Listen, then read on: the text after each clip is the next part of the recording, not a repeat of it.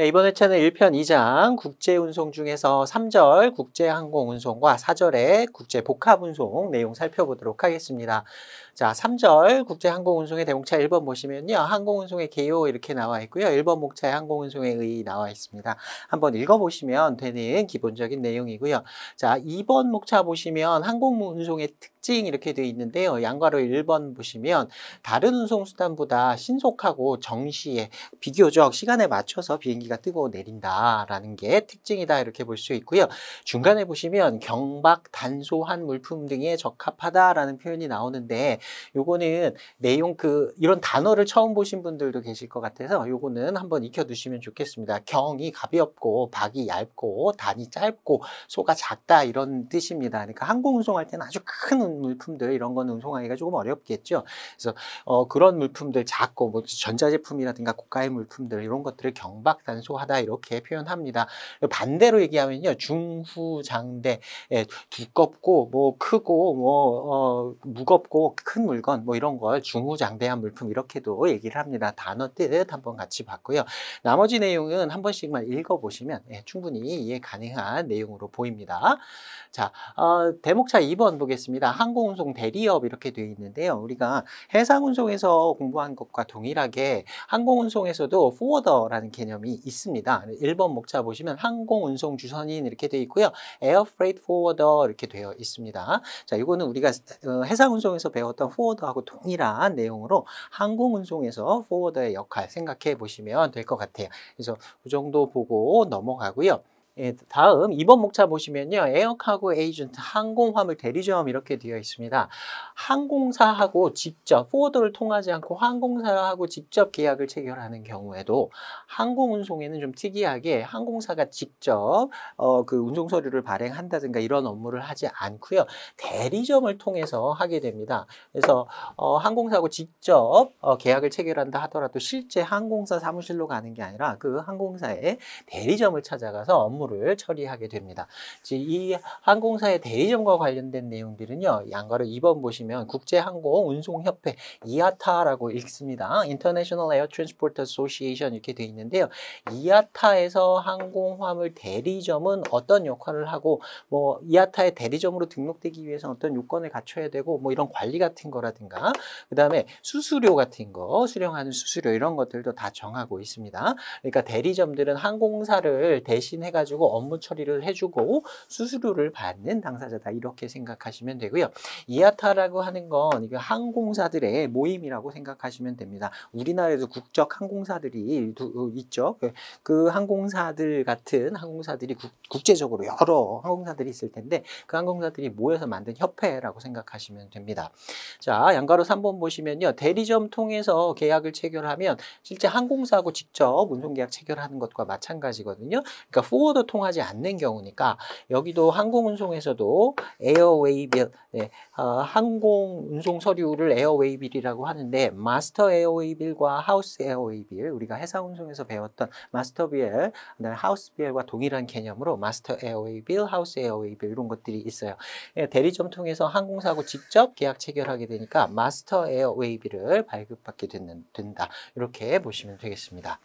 자, 더 쉽게 이해하기 대표를 보시면요. 운송 주선인하고 계약 체결하는 거 그리고 항공화물 대리점하고 체결하는 거 비교되는 거 나옵니다. 자, 운임 먼저 보시면요. 운송 주선인 포워더하고 계약 체결하니까 포워더가 실제 운송인인 그 항공사에서 요금을 얼마 받는지와 관계없이 포워더가 자기가 자체적으로 요율을 정해서 운임을 부과하게 됩니다. 근데 대리점에서는 항공사와 직접 계약을 체결하는 거니까 항공사의 운임을 적용하게 되고요. 대리점에서는 업무 처리를 해주고 항공사로부터 수수료 정도만 받게 되는 거예요. 자, 그 다음에 항공화물 운송장 에어웨이빌이라고 하는데 주선인 항공운송 주선인 포워더가 발행하는 경우에는 실제 그 항공사에서 발행한 에어웨이빌이 아니라 하우스 에어웨이빌을 발급받게 되고 대리점을 통한 경우에는 마스터 에어웨이빌을 발급받게 된다. 자, 그리고 운송 중의 책임은 항공운송 주선인 포워더가 운송 중의 책임을 부담하게 되고요. 대리점 통해서 하는 통하는 경우에는 항공사가 직접 책임 부담을 하게 됩니다. 운송 약관도 마찬가지로 포워더는 자기가 자체적인 운송 약관을 만들어 가지고 운송 계약의 내용을 적용을 하고 있고요. 대리점을 통하는 경우에는 항공사 자체의 운송 약관, 운송 그 조건들을 적용하게 됩니다. 자, 이제 대목차 3번 보시면 항공운송의 수출입 절차 이렇게 나와 있는데요. 요거는 해상운송에서의 우리가 수출입 절차, 물품을 인도해주고 수령하는 절차들 살펴봤었습니다. 앞에서 그거 응용하셔가지고 내용들 한번 읽어보시면 될 것 같아요. 자, 수출 절차 보면 예약하고 수출 통관한 다음에 화물을 항공사에 대해 인도를 해주고 운송장 발행받고 그 다음에 실제로 그 비행기에다 적재하게 되고 이런 순서들을 거치게 되는데 내용들 한 번 정도 읽어보시면 될 것 같습니다. 자, 그 다음에 수입 절차 보시면 이제 비행기가 도착하게 되면 물품 내려가지고요. 그다음에 에어웨이 빌, 인수 이렇게 돼 있는데 실제로 이제 원본은 사실은 필요 없습니다. 운송장을 이제 그 수출국에서 운송장의 내용 사본을 받아가지고요. 수입 신고하고 그다음에 자기가 본인이라는 거 확인시킨 다음에 물품 수령하면 됩니다. 자, 그 중에서 텍스트로 나와 있는 것 중에서 한 가지만 설명드리고 가겠습니다. 자, 양괄호 4번에 보시면 화물 인도라고 되어 있는 이제 최종적으로 물품을 수령하는 단계입니다. 자, 수하인은 수입 신고하고 나서 이제 물품을 꺼내와야 되고요. 그 다음에 항공 운송장 에어웨이 빌 원본은 사실 필요 없습니다. 사본만 있으면 되고요. 그 다음에 항공화물 인도 승낙서라는 게 있습니다. 항공화물 LG라고 부르기도 하는데요. 밑에다 이제 파란색으로 써놨는데 여기다가 항공화물 LG라는 표현도 같이 한번 적어두시면 좋겠습니다. 시험에는 항공화물 LG라는 표현으로 나올 수도 있어요. 자, 그 다음에 화물 인도 지시서 Delivery Order, 인도 지시서라는 건 우리가 그 해상운송에서도 봤던 동일한 서류입니다. 근데 요거 설명드리려고 지금 이 내용 보고 있는 거예요. 항공화물 인도 승낙서 LG라는 거. 우리가 해상운송에서도 LG 수입화물 선취 보증서라는 걸 배웠습니다. 이거는 BL의 원본이 없는 경우에 은행을 통해서 보증서 쓰고 이제 물품 찾아가는 그런 과정이라고 말씀을 드렸어요. 근데 항공운송에서 왜 LG가 필요하지? 원본 필요 없다라고 하지 않았나요? 에어웨이 빌 같은 경우에는. 그런데 요거는 좀 특이한 방법으로 사용되는 거예요. 해상운송에서 사용되는 LG하고 성격이 약간은 다릅니다. 자, 우리가 뒷부분에서 다시 한번 자세히 공부를 하게 될 텐데 에어웨이빌은 우리가 해상운송에서 배웠던 씨웨이빌하고 동일하게 보시면 됩니다. 씨웨이빌이 에어웨이빌을 차용해서 사용하고 있는 것이고요. 에어웨이빌의 경우에는 비유통성으로 원본이 필요 없습니다. 그리고 기명식으로만 발행이 돼요. 그래서 수하인의 명칭이 기재가 되어 있고 제가 전 시간에도 말씀드렸듯이 이거는 택배 송장하고 동일하다라고 말씀을 드렸어요. 그래서 택배 송장 원본 없어도 물품 수령할 수 있는 것처럼 그 수하인이 누군지 기명되어 있는 당사자가 내가 그 사람이라는 것만 증명을 시켜주면 됩니다. 그러고 물품 받으면 되는데요. 근데 왜 LG가 필요하냐? 이런 경우에요. 예를 들어서 수하인이 A라는 사람이었어요. A라는 사람이었는데 A가 자기가 다른 사람에게 물품을 대신 받아오라고 시킬 수도 있고 뭐 물품을 팔 수도 있고요. 그래서 그 물품 받을 권리를 B한테 넘겨주고 싶습니다. 자, 이거는 기명식의 원본이 필요 없는 이러한 그 운송 증권 하에서는 어떻게 사용이 되냐면 A가 수하인이잖아요. A가 항공사에다가 LG를 써줍니다. 내가 이 물품의 수하인인데 나 말고 B한테 물품 주시오.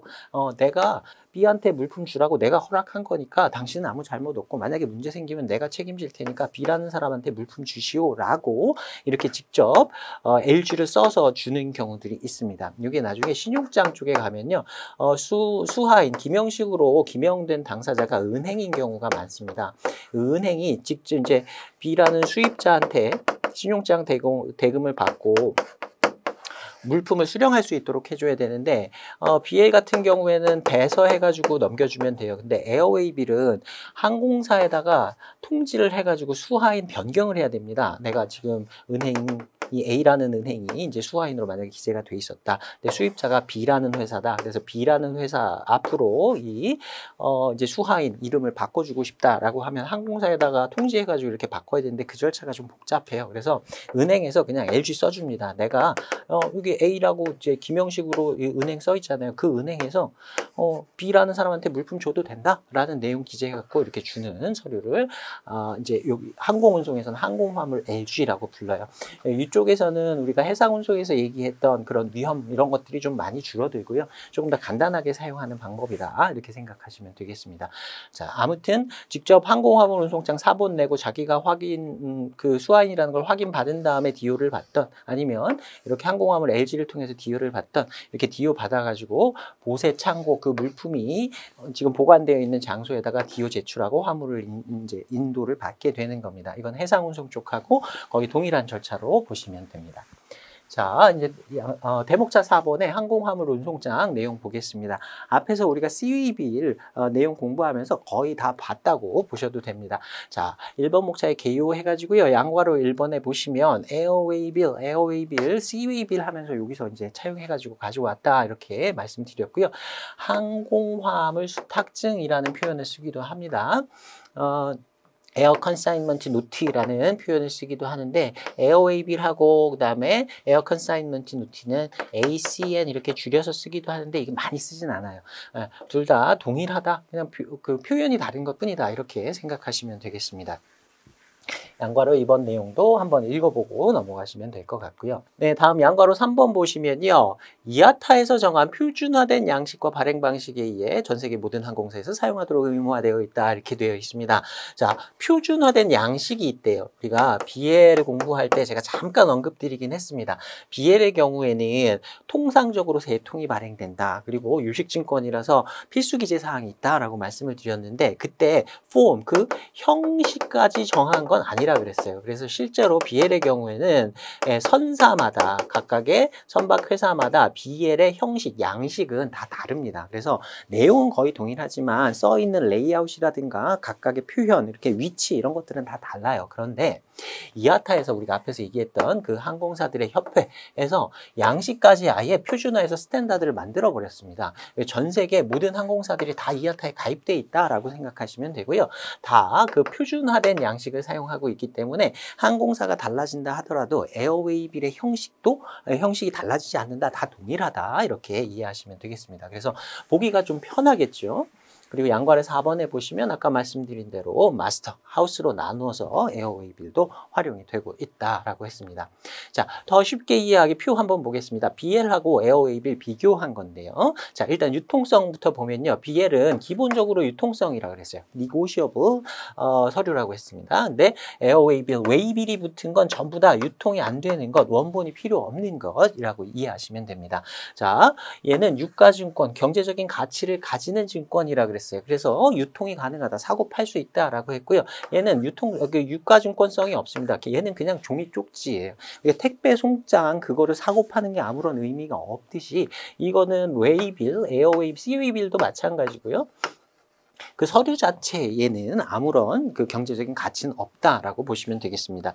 자, 발행 형식은 지시식으로도 발행 가능하고 뭐 기명식으로도 당연히 가능했죠. 그다음에 무기명식으로도 가능했고 뭐 소지인식으로도 가능했습니다. 그 중에서 소지인식, 무기명식, 지시식으로 발행된 경우에 유통성이 있다 그러고 기명식으로 발행된 경우에 유통성이 없다라고 봤었죠. 자, 얘는 에어웨이 빌의 경우에는 기명식으로만 발행이 됩니다. 택배 송장에 이 사람 이름 딱 써 있는 것처럼 똑같이 생각하시면 됩니다. 자, 그 다음에 발행 양식 보시면 아까 설명드린 대로 BL하고 CWay 빌도 마찬가지예요. 공통 양식 없이 선사별로 다 각자 양식 사용하고 있는데 에어웨이 빌의 경우에는 이아타에서 통일 양식 정해놔서 그대로 사용한다라고 했습니다. 자, 그 다음에 발행 시점은 화물을 선박에 선적한 후 선적식으로 발행된다. 수취식으로도 발행이 되는데 기본적으로 선박에 선적된 선적 선화증권을 기본적으로 이제 사용을 한다 그랬어요. 그래서 보통 이렇게 얘기를 합니다. 선화증권이 실제로 그 효력을 가지는 뭐 신용장에서도 사용하는데 무리가 없고 이렇게 사용되기 위해서는 이제 선적식이어야 하는데 항공화물 운송장 같은 경우에는 비행기에 실렸는지 어쨌는지 이런 건 따지지 않아요. 그냥 운송인이 그 항공사에서 물품을 수령했는지 여부만 확인합니다. 그래서 수취식으로 발행이 된다. 이렇게 얘기합니다. 그게 좀 다른 점이에요. 자, 2번 목차 보시면 항공화물 운송장의 기능 이렇게 되어 있는데요. 우리가 BL의 기능 봤던 거하고 동일하게 보시면 됩니다. 운송계약의 증거, 항공화물 운송을 할 때도 계약서는 별도로 작성하지 않는다. 그 운송 조건의 내용이 그 에어웨이빌에 기재가 되어 있다. 이렇게 보시면 되고요. 그리고 화물을 수령했다, 인수했다, 수취했다라는 걸 증명하는 기능을 가진다. 다만 권리증권성은 없다. 권리증권으로서는 기능하지 않는다. 이것만 차이점이 있는 것, BL하고 비교해 보시면 되겠죠.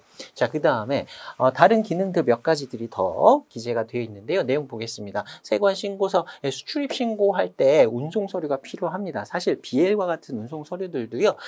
수출 신고하고 수입 신고, 세관에 신고할 때는 운송 서류가 있어야 됩니다. 사실 수출 신고할 때는 운송 서류가 다 없어도 가능은 하지만 수입 신고할 때는 반드시 필요해요. 세관 신고할 때 필요하다. 사실 이거는 이제 BL도 마찬가지긴 합니다. CABL도 마찬가지긴 하고 특히 수입 신고할 때는 필요하다. 그다음에 보험 계약에 증명해가지고 보험 금액, 보험 가액을 기재해서 보험에 부부한 것을 표시를 했다라고 하면 보험 가입이 됐다라는 증명으로도 사용이 가능하다. 근데 모든 그 에어웨이빌이 다 그 보험 계약의 증명으로 사용되는 건 아니고요. 이렇게 기재가 되어 있는 경우에 한정을 합니다. 우리가 이거 유사한 거 BL에서도 한번 봤었죠. 레드 BL, 적색 선화증권이라고 하는 거, 보험 계약을 체결했다라는 내용이 기재가 되어 있는 BL, 레드 BL이라고 했습니다. 그거하고 동일하게요. 이것도 항공사에다가 항공 운송을 의뢰하면서 나 대신 보험 좀 부보해 주세요. 보험 부보까지 같이 부탁하는 경우가 있습니다. 그러면 항공사에서 자기가 그 화주를 대신해서 보험에 부보한 다음에 보험에 부보했다라는 사실을 에어웨이빌에다 기재할 수 있습니다. 자, 그런 경우에는 보험 계약이 있었다라는 걸 증명하는 용도로도 사용이 가능합니다. 그리고 뭐 운임 계약서라든가 화물 운송을 지시하는 내용이라든가 이런 것들도 기재가 되어 있다. 사실 이것도 뭐 BL이나 CABL이나 다 비슷한 내용들이 들어가 있긴 합니다만, 에어웨이빌의 기능 해가지고 이렇게 시험에 출제가 자주 되고 있으니까 이런 내용까지 한번 살펴보시면 좋겠습니다. 자, 이제 3번 목차 보시면 항공화물 운송장 구성, 에어웨이빌이 어떻게 구성이 되냐면 양거를 1번 보시면요. 세 통의 원본하고 여러 장의 사본으로 이루어진다. 트리플리킷이라고 되어 있는데요. 그 원본의 통수 얘기할 때 뒷부분에서 우리가 다시 한번 다룰 겁니다. 트리 하면 셋이라는 뜻이죠. 트리플리킷 하면 원본이 세 통으로 구성된 이라는 뜻이 됩니다. 자, 일단 원본은 3통이 발행이 되고요. 여러 장의 사본, 보통 이제 6통 이상 사본이 발행이 됩니다. 그래서 뭐 9통 이상 이렇게 사본까지 다 하면 한 10통 이상 이렇게 되는 경우들도 있어요. 사본은 이제 뭐 우리가 크게 그 내용에 따라서 상황에 따라서 많이 활용이 되니까 그것까지 다 볼 필요는 없겠지만 원본 정도는 봐둬야 되고요. 시험에도 자주 출제가 됩니다. 자, 1원본, 2원본, 3원본 이렇게 딱 정해져 있는데요. 이렇게 외우시면 됩니다. 운수송 앞글자 따셔가지고요. 운송인용, 그 다음에 수하인용, 송하인용 1, 2, 3번의 원본이 각각의 용도가 있다. 이렇게 정리해 두시면 되겠습니다. 자, 1원본은 녹색이다. 운송인용이다. 이렇게 3통을 한꺼번에 발행을 해서 운송인용은 발행한 다음에 자기가 그냥 가집니다. 운송인이 자기가 그냥 가지고 있어요. 보관을 합니다. 자, 그 다음에 2원본은 수하인용입니다. 요거는 발행해가지고요. 물품하고 같이 목적지로 그냥 보내버린다. 이렇게 보시면 되겠습니다.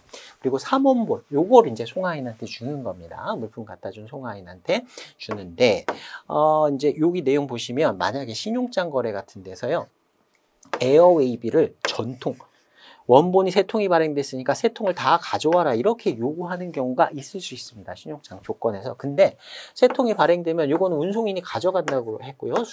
수하인용은 목적지로 보내버린다 그랬어요. 그래서 나 신용장 조건에서 원본 3통 다 가지고 오라 그랬으니까 이거 3통을 송하인 나한테 다 주세요. 아무리 달라고 요구를 해도 안 줍니다. 이런 경우는 신용장 조건이 잘못된 거예요.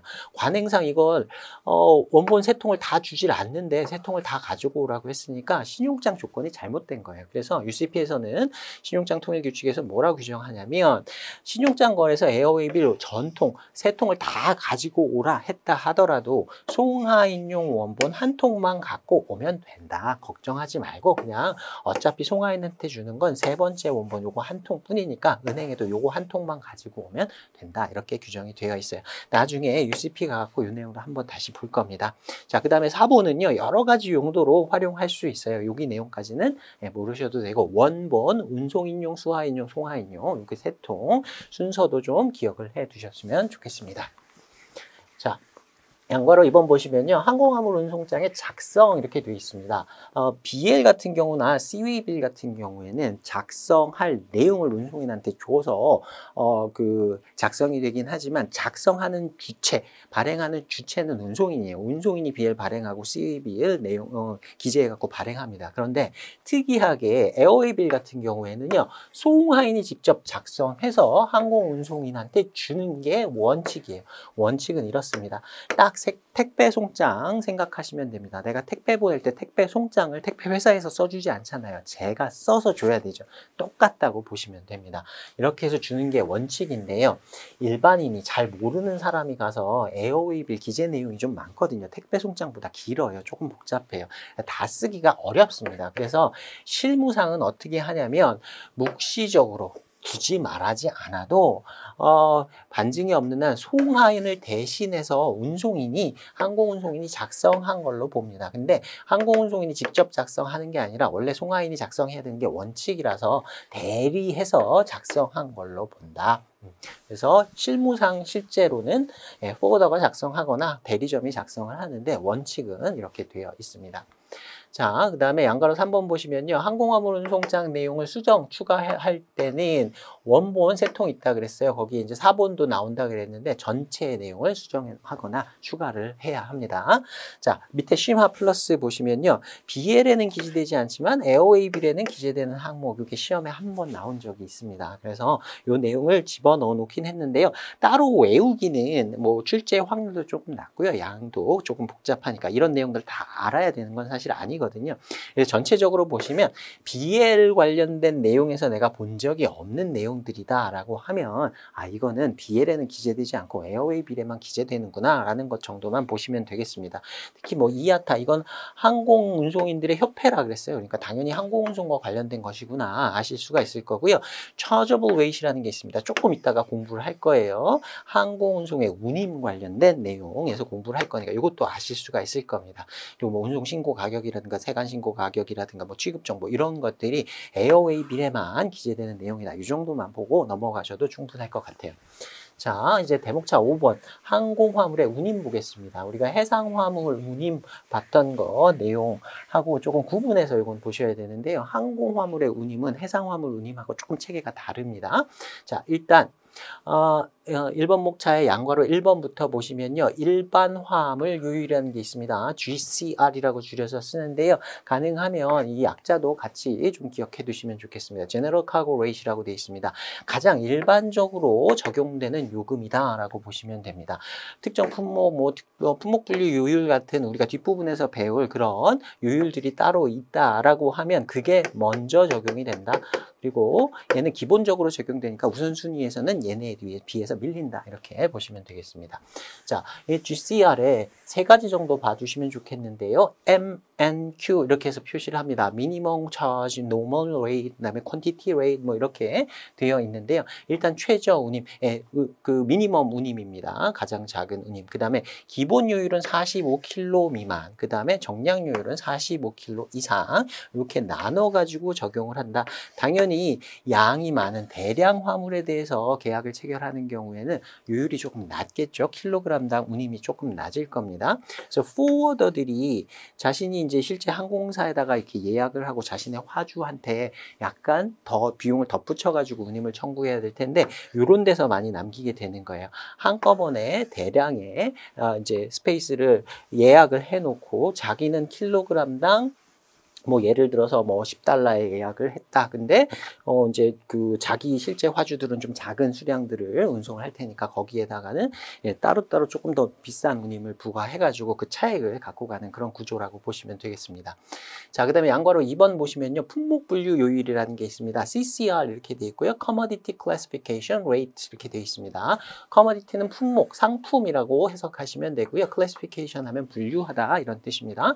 자, 동그라미 1번에 보시면은 특정 품목에 적혀져 있는 품목들, 그 대상 품목들이 따로 있습니다.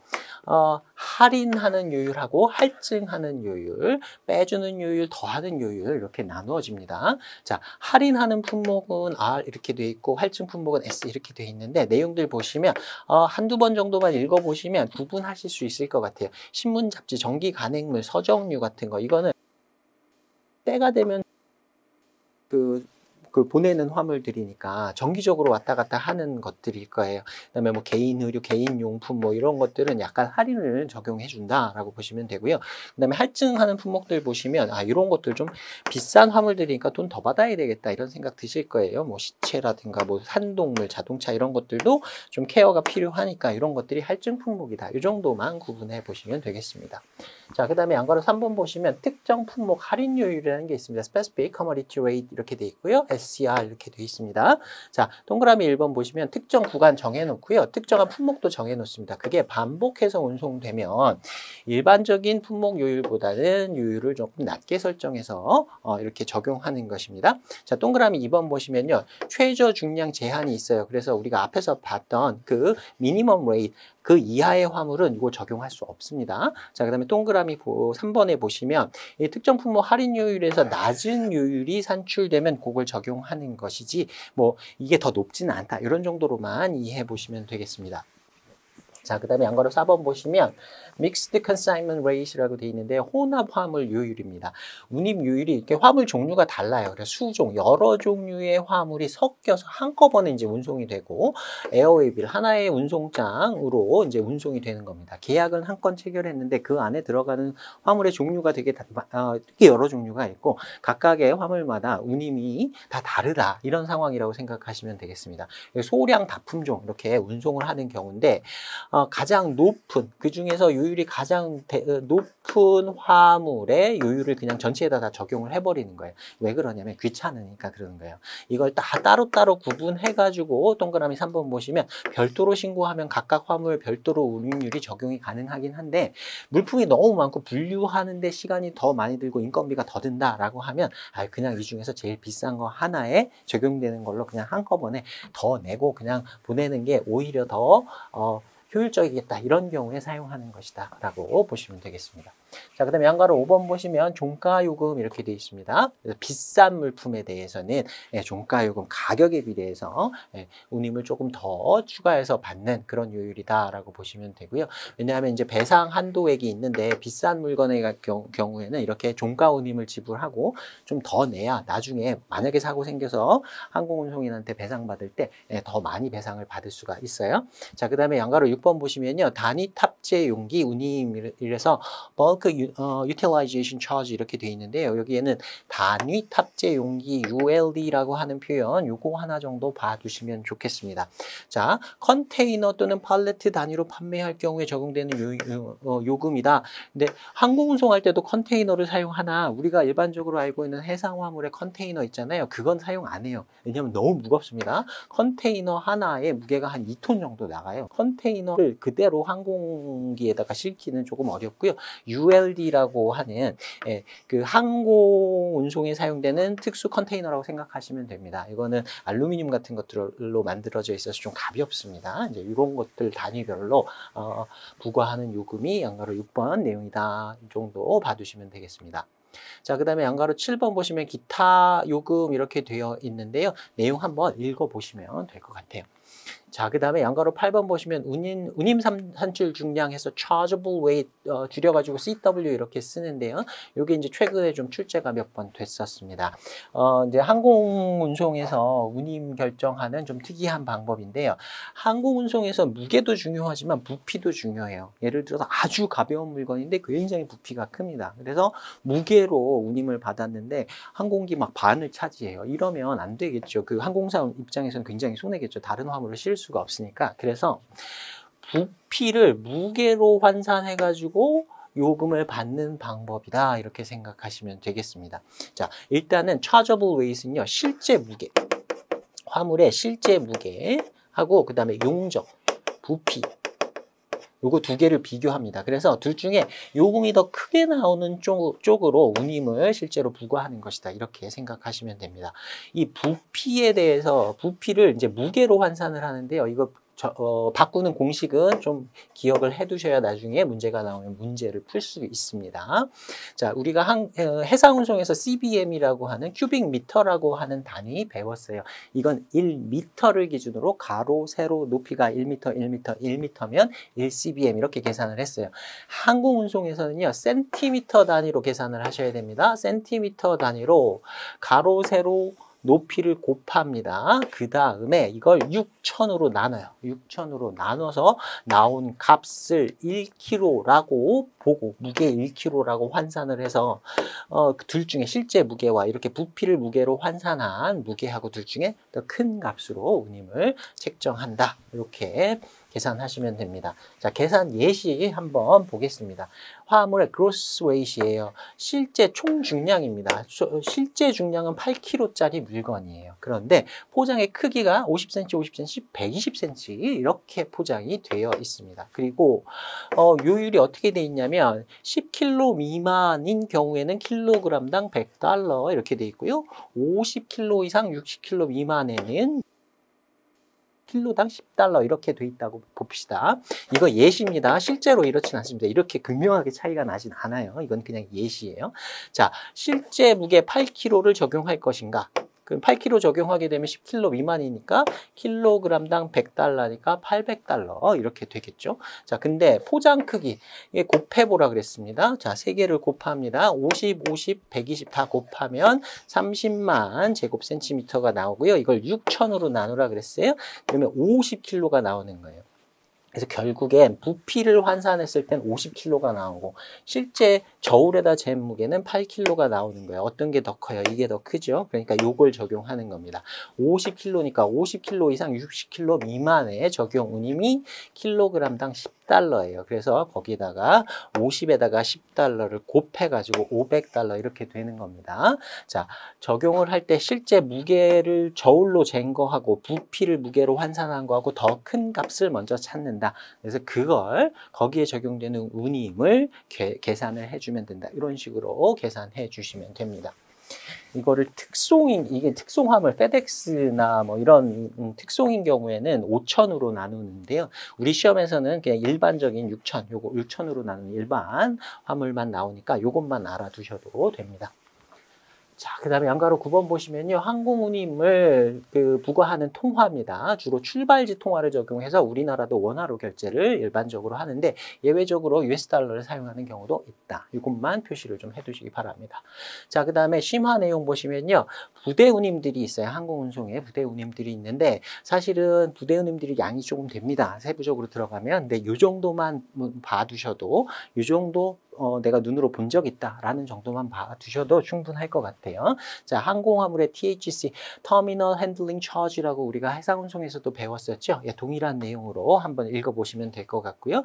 그리고 항공운송의 경우에는 이렇게 EDI 사용료라고 해서 따로 받는 것들이 있습니다. 전자적인 방식으로 서로 주고받고 하기 때문에 우리가 앞에서 배웠던 딜리버리 오더 있죠. 항공운송 쪽에서는 다 EDO라고 해서요. 전자적인 방식으로 DO를 사용합니다. 종이서를 사용하지 않습니다.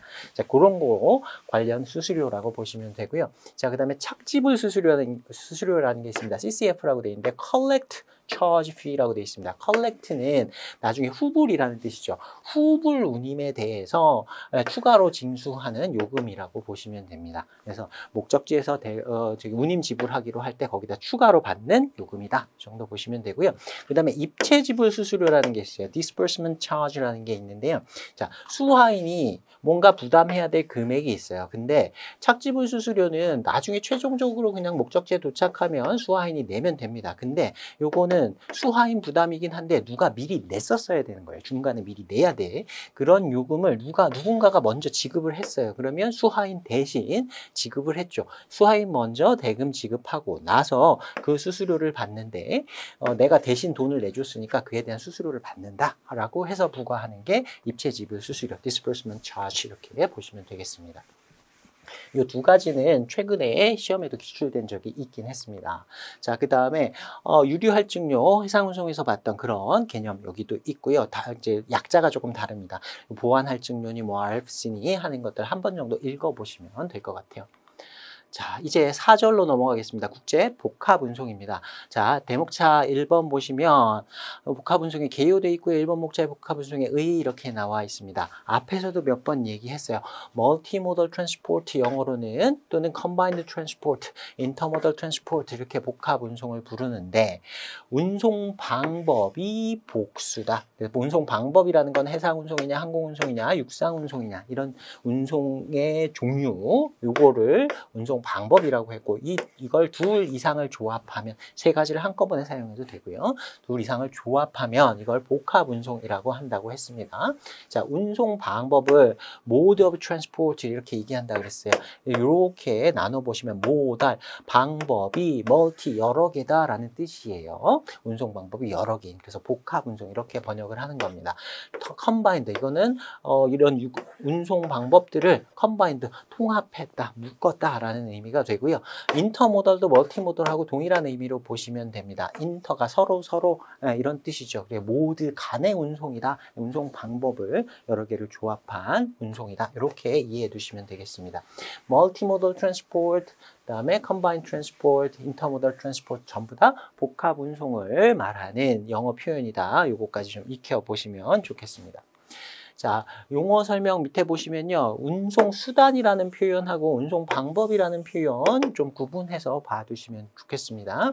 한글로 번역할 때 mode of transport를 운송 수단이라고 번역하는 경우도 가끔 있는데요.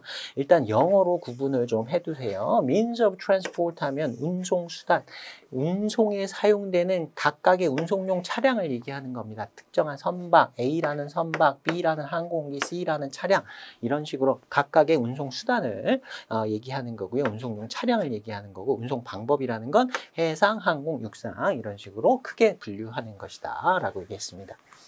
자, 양가로 이번에 보시면 컨테이너를 통한 육해공의 복합운송으로 문전과 앞에 배송, 일관운송이라고도 한다. 도어투도어 운송이라고도 한다. 문전 앞, 문 앞까지 배송을 해준다. 매도인의 공장부터 매수인이 원하는 장소까지 내륙까지 들어가서 운송을 쭉 해서 갖다 준다. 네, 이렇게 표현한다고 했습니다. 자, 복합운송은 전통적인 해상운송의 태클 투 태클 운송이 CY to CY로 확장이 되고 최종적으로 도어 투 도어 운송으로 발전한 것이라고 할 수 있다. 잠깐만 설명드릴게요. 태클이라고 하는 건 재래선, 컨테이너선 말고요. 재래선의 경우에 보통 작은 크레인 같은 게 달려 있습니다.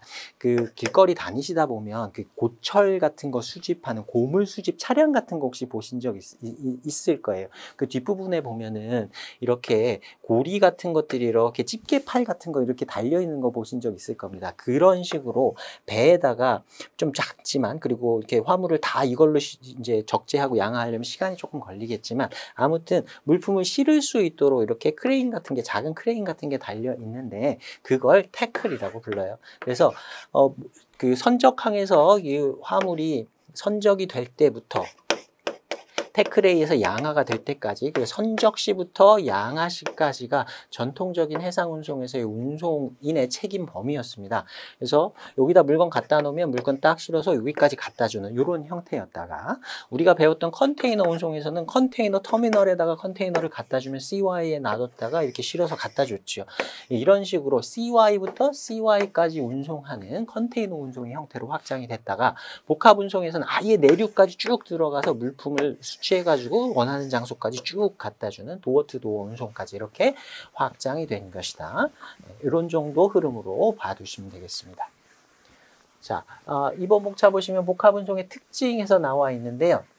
자, 첫 번째 표의 내용부터 보겠습니다. 첫 번째 보시면 단일 운송 계약, 운송을 시작하는 지점부터 끝나는 지점까지 운송 방법들을 몇 개를 조합해서 이렇게 운송을 최종적으로 목적지까지 하게 돼요. 그렇지만 하나의 복합운송증권으로 전 구간에 대해서 계약을 한 번만 체결해서 운송을 하게 되는 것이고요. 그리고 전체 구간에 대해서 운임도 하나의 운임으로 그냥 단일 운임을 청구를 합니다. 각각의 운송 구간별로 운임을 따로따로 낸 다음에 합산하는 게 아니라 그냥 선적지부터 양육지까지 딱 전체적인 구간에 대해서 하나의 운임을 청구하게 되고요. 자, 그 다음에 전체 운송 구간에 대해서 복합 운송인이 전 구간에 대해서 책임을 진다. 실제 운송인이 따로따로 나누어서 이렇게 책임을 부담하는 게 아니다라고 했습니다.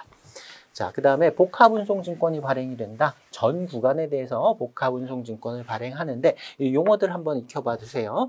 MTD 또는 CTD라고 줄여서 많이 부릅니다. Multimodal Transport Document, 복합운송증권. 그래서 MTD라고 부르고요. 복합운송을 Combined Transport라고 하기도 한다 그랬죠. 이렇게 해서 CTD 해서 Combined Transport Document에서 CTD라고 부르기도 합니다.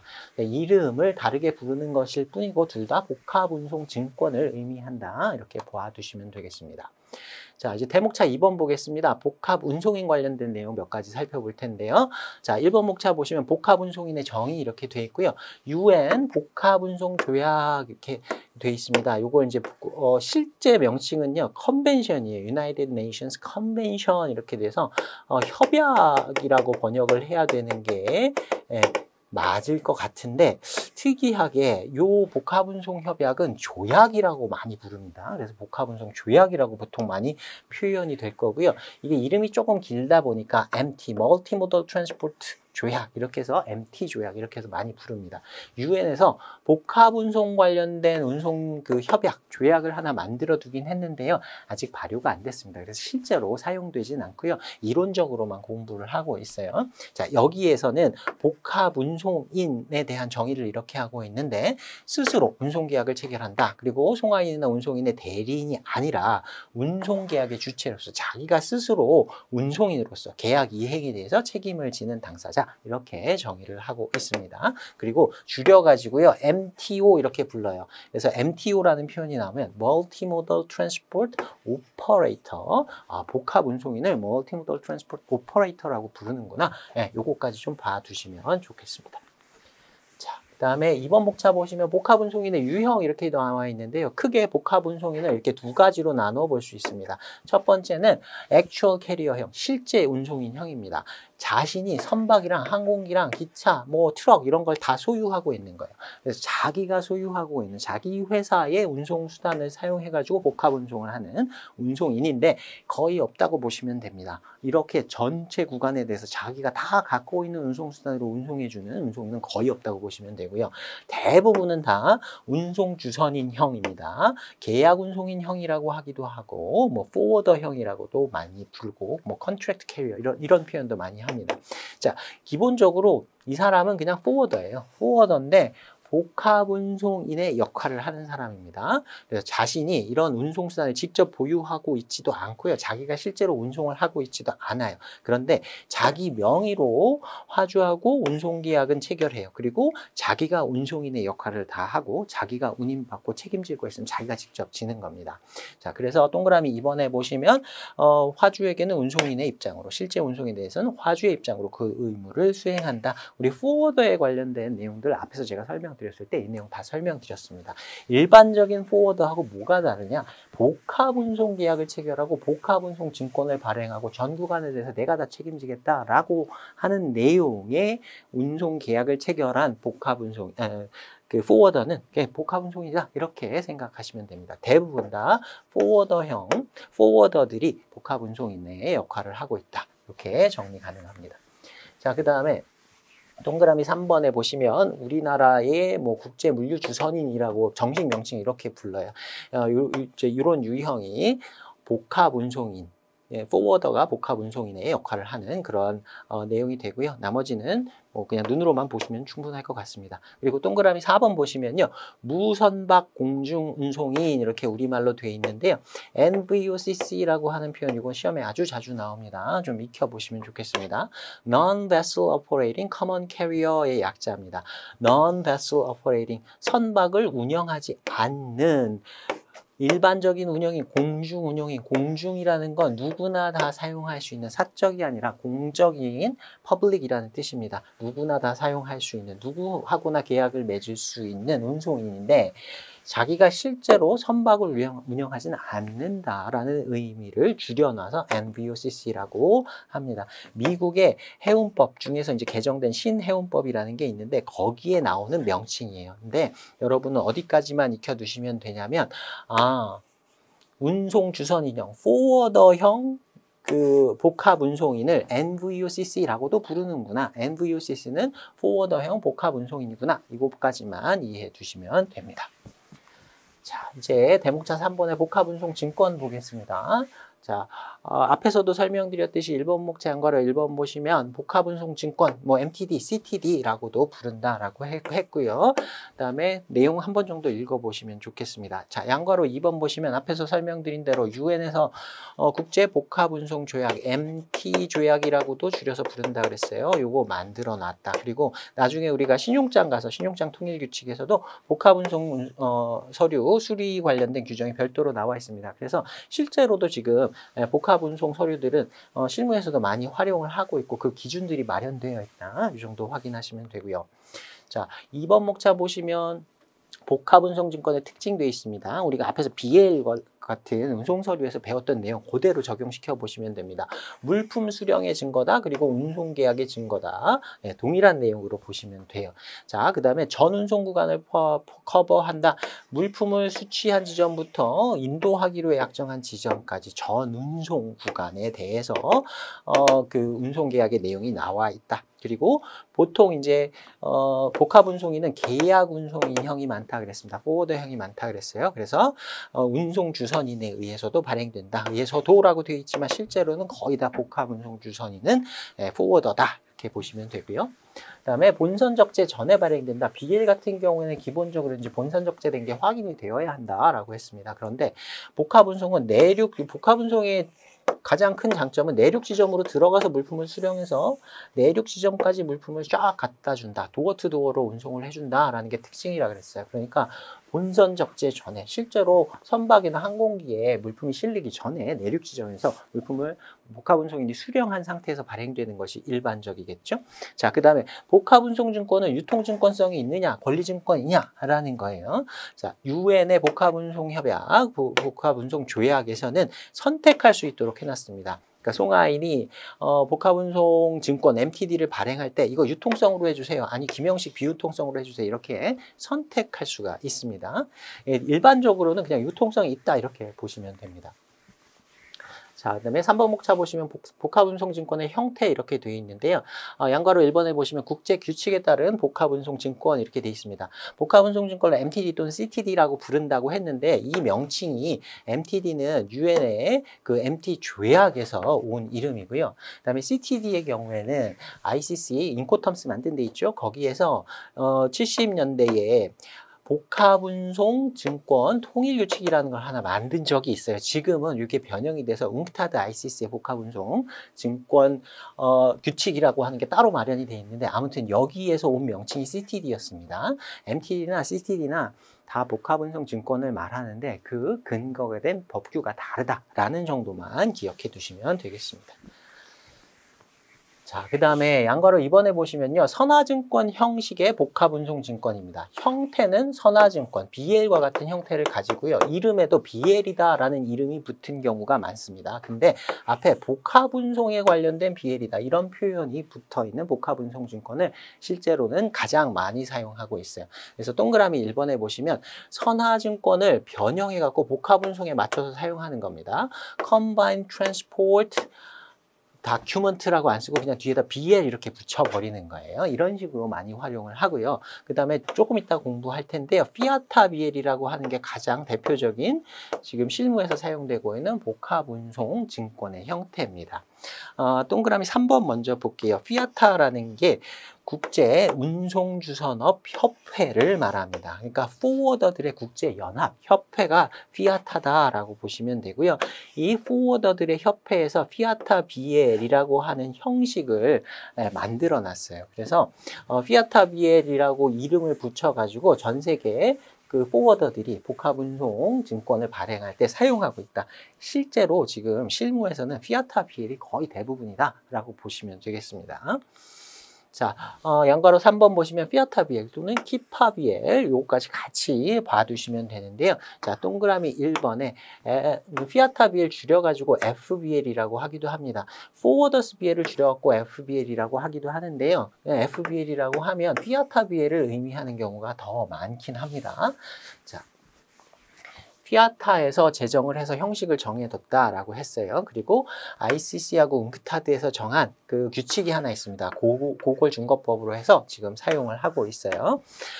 동그라미 2번에 보시면 복합운송증권에 관한 웅크타드 ICC 통일규칙이라고 하는 거 이름은 표시를 좀 해두셨으면 좋겠습니다. 이게 피아타 BL의 준거법이 됩니다. 네, 두 가지만 이렇게 연결만 시켜두시면 돼요. 자, 그 다음에 동그라미 3번 보시면 유통성이 있다. 피아타 BL 주로 활용되고 있는 실무상에서 활용되고 있는 복합운송증권인 피아타 BL은 유통성이 기본적으로 있는 것으로 봅니다.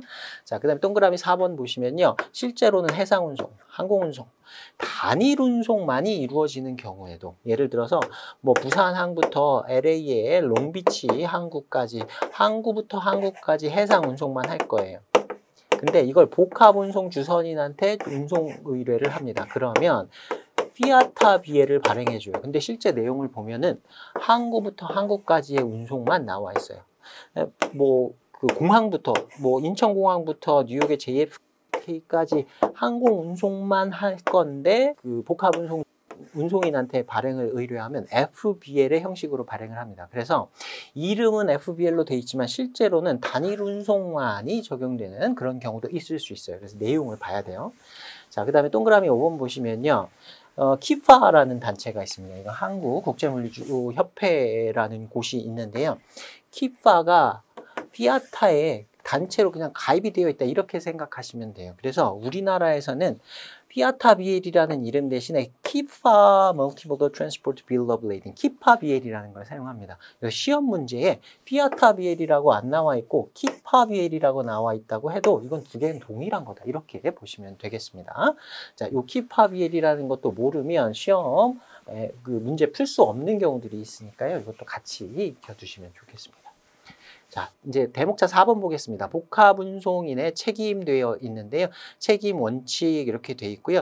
전체적으로 흐름 보시면 그냥 전 구간에 대해서 복합운송인이 뭐 실제 운송인이 아니라 복합운송인 전 구간에 대해서 책임을 부담한다. 그리고 양괄호 2번에 보시면 면책 관련된 내용이 나옵니다. 복합운송인이 면책되는 경우가 나오는데 요거 양괄호 3번 내용까지 같이 해가지고 참고 정도로만 봐두시면 될 것 같아요. 자, 심화 내용 보시면요. 복합운송인의 책임에서 복합운송인의 책임체계에서 동일 책임제도 또는 단일 책임제도라고 하기도 합니다. 뭐 2종 책임제도니 수정 동일 책임체계 또는 수정 단일 책임체계 이렇게 부르는 책임체계들이 있는데 요거는 출제된 적은 아직은 없어요. 그리고 앞으로도 출제될 확률이 조금 낮다고 생각이 되어서 우리 시험에서는 크게 보지 않으셔도 될 것 같습니다. 설명하지 않고 그냥 넘어가도록 하겠습니다. 자, 그 다음에 2번 목차 내용도 마찬가지예요. 운송 구간별로 복합운송인의 책임 원칙이 전 구간에서 대해서 책임을 다 지긴 하는데 실제로 사고가 발생한 구간이 어딘가에 따라서 복합운송인의 책임 내용이 약간씩은 달라집니다. 이것도 그냥 참고 정도로만 이렇게 구간마다 책임을 지는 실제 내용은 다르구나. 어디서 사고가 발생했든 아무튼 책임을 지는 건 맞는데 얼마만큼 어떤 원칙에 의해서 책임을 지는지는 조금 달라질 수 있구나 라는 정도만 확인을 해 보시면 될 것 같아요. 자, 이제 대목차 5번 보겠습니다. 국제 복합운송의 형태 돼 있고요. 1번 목차 컨테이너 복합운송 먼저 보겠습니다. 복합운송 중에 가장 흔한 형태가 해상운송을 포함한 복합운송입니다. 주운송은 해상운송이고 이제 내륙운송, 트럭으로 운송 조금 하고 이제 해상으로 운송하고 그다음에 목적지에서도 뭐 트럭이나 철도로 운송하고 이런 식의 경우들이 가장 많고요. 그런 경우에 이제 컨테이너를 활용하는 경우가 가장 많겠죠. 그 중에 양괄호 2번 보시면요. ICD라는 용어가 있습니다. 요거는 한번 봐두시면 좋겠어요. Inland Container Depot의 약자인데요. Depot은 뭐 기지, 거점 이런 뜻입니다. 내륙에 컨테이너 기지를 만들어 놓고 거기서 여러 가지 기능들을 하는 거예요. 동그라미 4번 먼저 볼게요. 의왕에 우리나라 의왕 ICD라는 데가 있고요. 양산에 양산 ICD라는 데가 있습니다. 의왕이 그 안양 쪽에 있습니다. 그래서 수도권에 있는 화물들을 안양 ICD에다가 이렇게 보내요. 이 안에 이제 그 CY도 있고요. 뭐 컨테이너들 쫙 있고요. 뭐 CFS도 있고요. 이 안에서 혼적하는 뭐 이런 그 시설들도 있습니다. 그리고 여기 안양 ICD에 안양 세관도 있습니다. 그래서 여기서 수출입 업무가 관련된 내용이라든가 아니면 물품의 검사라든가 이런 것들도 이루어지고요. 보세 창고 같은 것들도 여기 있습니다. 그래서 크게 이런 기능들이 이렇게 합쳐져 가지고 안양 ICD라는 걸 운영을 하고 있고요. 이게 철도로 이렇게 연결이 되어 있습니다. 그래서 부산 가기 전에 양산이라는 도시가 있습니다. 그 양산에 가면 고속도로 타고 가다 보면 보여요. 부산 가기 한 20-30분 전에 컨테이너 많이 쌓여 있는데 보시면 여기가 양산 ICD구나 생각하시면 될 겁니다. 이제 부산항으로 가기 전에 여기에서 뭐 컨테이너 혼적 작업 같은 거 CFS 한다든가 양산에도 세관 있고요. 여기도 창고가 있고 여러 가지 다 있습니다. 그래서 철도로 여기에서 이제 수도권에서 집화해가지고 CFS에서 풀 컨테이너로 만들어서 철도로 이렇게 쭉 내려 보내면 이제 양산에서 내려서 부산으로 보내서 여기서 싣고 가고요. 뭐 이제 부산으로 입항한 컨테이너 같은 경우에 양산 ICD 통해서 안양 ICD로 와서 여기서 이제 CFS에서 적출 작업한다든가 여기서 수입 통관한다든가 이런 업무들이 이루어집니다. 동그라미 3번 보시면 ICD에서는 화물을 장치한다, 화물을 보관한다 라는 말하고 똑같은 말이에요. 집과 화물을 모은다, 컨솔리데이션 생각하시면 됩니다. 세관도 여기 있다 그랬어요. 통관 같은 걸 한다. 뭐 수취 선화증권의 발행, 여기서는 아직 선적을 하지 않았기 때문에 선화증권 같은 경우에는 뭐 수취 선화증권 같은 경우 발행 같은 이런 업무들도 다 할 수 있다. 그런 것들이 ICD다. 봐두시면 좋겠습니다. 자, 그 다음에 2번 목차 보시면 랜드 브릿지라는 개념이 있어요. 랜드 브릿지는 말 그대로 땅을 다리처럼 사용하는 개념입니다. 이제 그 올 워터 서비스라고 하는 게 있는데 이거는 그림 보면서 좀 설명을 드리겠습니다. 이제 세계 지도가 이렇게 있다 보고요. 여기가 이제 우리나라예요. 우리나라에서 여기 이제 미국이죠. 북미 대륙이고 여기 미국 동해안입니다. 미국 동해안까지 만약에 이제 해상 운송을 한다라고 하면 보통 이렇게 가서요. 이렇게 돌아갈 수는 없잖아요. 돌아갈 수는 없어서 이렇게 지나갑니다. 여기가 파나마 운하라는 곳이 여기 파나마에 있습니다. 여기를 딱 지나서 여기까지 갑니다. 이걸 올 워터 서비스라고 합니다. 보통 이렇게 가는 게 일반적이에요. 그런데 우리나라에서 미국의 서해안까지 배로 갑니다. 배로 가서 여기서 내려가지고요. 철도로 동해안까지 한꺼번에 운송을 해요. 그 다음에 여기서 배를 태워서 유럽으로 가는 경우도 있을 수 있어요. 이런 경우에 이 미국 대륙을 또는 캐나다로 이렇게 통해서 이렇게 가는 경우도 있습니다. 이렇게 그 대륙을 하나의 브릿지처럼 다리처럼 사용한다 해서 랜드 브릿지라고 부릅니다. 자, 유럽 쪽으로 갈 때도 마찬가지예요. 유럽 쪽으로 갈 때도 우리나라에서 이렇게 러시아 이쪽으로 배로 보냅니다. 그래서 여기서 철도를 통해 가지고 유럽까지 가는 경우가 있을 수 있고요. 그다음에 중국을 통해서 뭐 이쪽에서 간다든지 이쪽에서 간다든지 철도를 통해서 유럽까지 가는 이런 경우도 있을 수 있어요. 그래서 유럽까지 가는데 뭐 러시아나 중국의 대륙을 다리처럼 이용한다라고 해서 이런 걸 랜드 브릿지라고 합니다. 자, 랜드 브릿지의 주요 경로에서 양괄호 2번에 있는 내용 한번 보겠습니다. SLB라고 부르는데요. Siberian Land Bridge의 약자입니다. 풀네임을 몇 번 읽어보시면 기억이 날 것 같아요. 말 그대로 시베리아를 랜드 브릿지로 이용하는 거예요. 그러니까 러시아 통해서 가는 거죠. 러시아 횡단 철도를 TSR이라고 합니다. Trans-Siberian Railroad의 약자예요. 그래서 러시아 극동까지는 컨테이너선을 이용한다. 그게 우리나라에서 러시아 쪽까지는 배로 짧게 보내서 거기서 철도를 태워가지고 유럽까지 운송을 하는 거죠. 그 다음에 중국으로 가면요. TCR이라고 합니다. Trans-China Railroad의 약자예요. 그 다음에 TSR 아까 얘기했던 Trans-Siberian Railroad 요거 이제 그 러시아 쪽하고 연계하는 방법도 있고요. 이거는 혹시나 해서 한번 보겠습니다. TAR이라고 하는데요. 아시아 레일로드, 그다음에 TKR이라고 부르는 게 있습니다. 트랜스코리아 레일로드. 이렇게 돼 있는데 우리나라에서 북한 때문에 이제 중국으로 바로 연결이 안 되죠. 중국 이제 우리나라에서 철도를 북한하고 이제 연결한다는 얘기가 있었잖아요. 지금도 뭐 추진을 하고 있는지 실제로는 모르겠는데 만약에 이게 연결이 되면 우리나라 부산부터 출발해 갖고 러시아까지 이렇게 쭉 갈 수 있는 철도망이 생긴다. 뭐 이런 기사 보신 적 있을 겁니다. 관련된 내용에서 이런 용어들이 혹시나 출제가 될 수 있을지도 몰라서 한번 봤고요. 출제 확률은 좀 낮으니까 반드시 외우실 필요는 없습니다. 자, 그 다음에 ALB라고 부르는 게 아메리칸 랜드 브리지예요. 아까 제가 지도 보면서 미국 대륙을 이렇게 브리지로 이용하는 방법이 있다고 말씀을 드렸죠. 그래서 극동 지역, 우리나라 얘기하는 겁니다. 유럽 사이를 유럽을 가는데 미국 서해안을 찍고 철도 통해서 통과해서 다시 배 태워서 이렇게 가는 이런 방법도 가능은 하다는 거예요. 이거를 만약에 이제 캐나다를 통해서 간다고 하면 CLB라고 부릅니다. Canadian Land Bridge 약자가 되겠죠. 캐나다 통해서도 이렇게 갈 수는 있어요. 자, 그 다음에 MLB라고 하는데요. 극동지역과 미국 동해안, 멕시코만 사이를 운송하는 방식이다. 그 중에 이제 미니 랜드 브리지라는 게 있고요. 마이크로 랜드 브리지라는 게 있습니다. 가끔 시험에 나와서 설명드리겠습니다. 이게 그냥 무식하게 이렇게 그리겠습니다. 미국이라고 칠게요. 자, 미국의 서해안까지는 우리나라에서 배를 태워서 보내는 겁니다.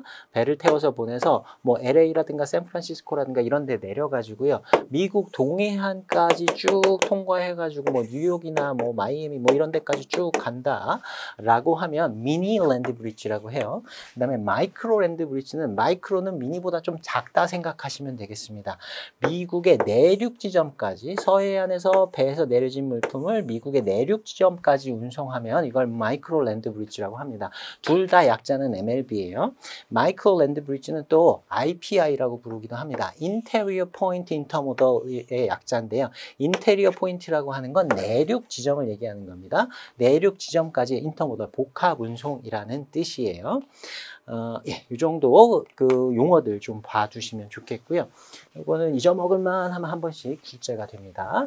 자, 그 다음에 리버스 IPI라는 게 있어요. 아까 IPI라는 게 미국 서해안까지 가서 여기서 내륙 지점까지 가는 거라 그랬는데 리버스 IPI는 아까 All Water Service라고 하는 파나마 운하 통해 가지고 미국 동해안까지 간 다음에 여기서 내륙 지점으로 들어가면 거꾸로 들어가는 거죠. 그래서 IPI하고 반대로 동해안까지 배 타고 가서 내륙 지점까지 육상 운송하는 걸 리버스 IPI라고 또 부릅니다.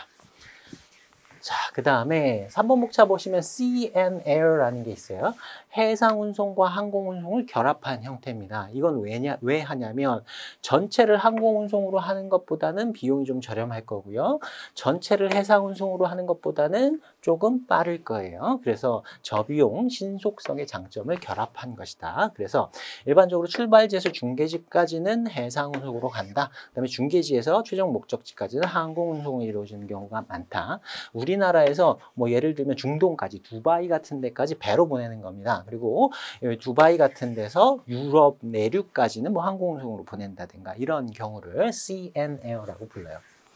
자, 이제 심화 플러스 내용 잠깐 보시면 우리나라 컨테이너 내륙 운송과 운임이라고 되어 있는데요. 요거는 출제 확률은 아주 낮으니까 요거 내용은 그냥 한 번 정도 보시고 아, 그런 게 있구나 라는 정도 눈으로만 봐두셔도 충분할 것 같습니다. 자, 요번 회차 여기서 마치도록 하겠습니다. 수고 많으셨습니다.